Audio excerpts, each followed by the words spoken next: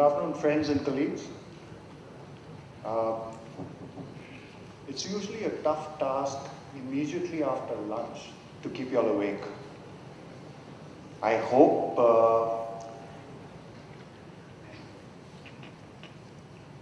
this opportunity basically to interact with you all makes it fruitful enough.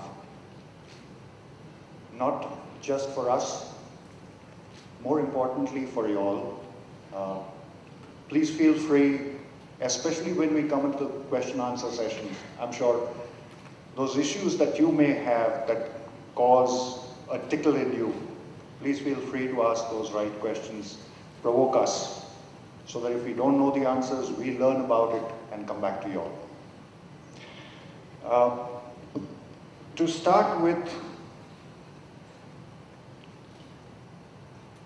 I just wanted to reflect that when we talk about the role of change management with increasing globalization, today we are in the global village. 2 generations, 3 generations earlier,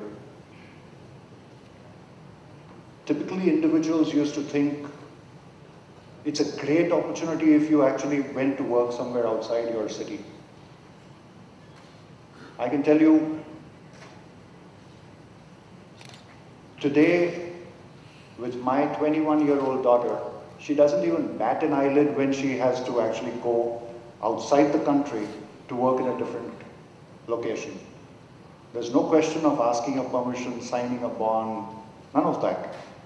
So, context is really that today it's a global village where the generation in front of us is not even batting an eyelid as far as going abroad, going outside the city as far as working is concerned. While this is happening, it's directly causing an impact which many of us are shying away from actually looking at. And that impact is in the form of excessive utilization of resources which are available within nature. So our short-term goals are constantly pushing us to ignore the long-term impact as far as climate change is concerned.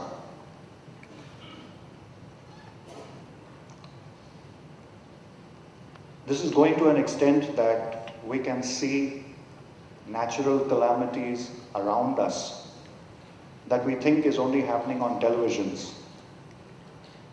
And we think it is very easy for each one of us as individuals to ignore it because it's not happening to us. If I take this in the context of the industry in which I am today, the pharma industry, and I step back for a moment and I say, what has this globalization really done as far as the pharma industry is concerned? The immediate thought that comes to my mind is India in 2001 signed up with the WTO as far as the patenting regime is concerned. Today's newspaper carries an interesting article. Yusuf Ahmed, who happens to be the chairperson of CIPLA, has said that in a way we have got enslaved. And the context with which he said, in a way we have got enslaved, is that in the global market, what costs $12,000 US for a medicine of HIV was available at $100 in the African continent. Why is that so? In the African continent, where the patenting regime has still not taken place, it's relatively easier to get it a copied solution at less than $100 for a patient, which otherwise in the global market is costing 12,000 USD.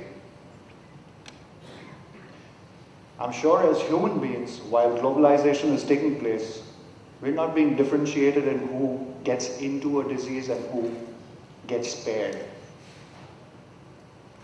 So that's the impact. So what is our role? What is our role as part of this change management? And when I step back again, the thought that comes to my mind is, other than the last 200 years approximately, that we had colonization, that we had various forces that came in to actually be able to break us into tiny, tiny pieces. Before that, I thought unity in diversity was our core strength. It may be slightly different today, especially with greater amount of intolerance that we see around us. But I think this is the true essence as far as this nation is concerned. For us to step back, look at that strength, build on that strength, for us to stand on the world stage again. This may sound a little bit philosophical, but let me leave you with a thought. Behind this philosophy is this thought that this is the nation which, if I look from a pharma industry again, which actually has 3 different forms of medicine. You have allopathy, you have homeopathy, you have Ayurveda. Yet, neither at the national level nor at the industry level have you really brought it together to come out with those solutions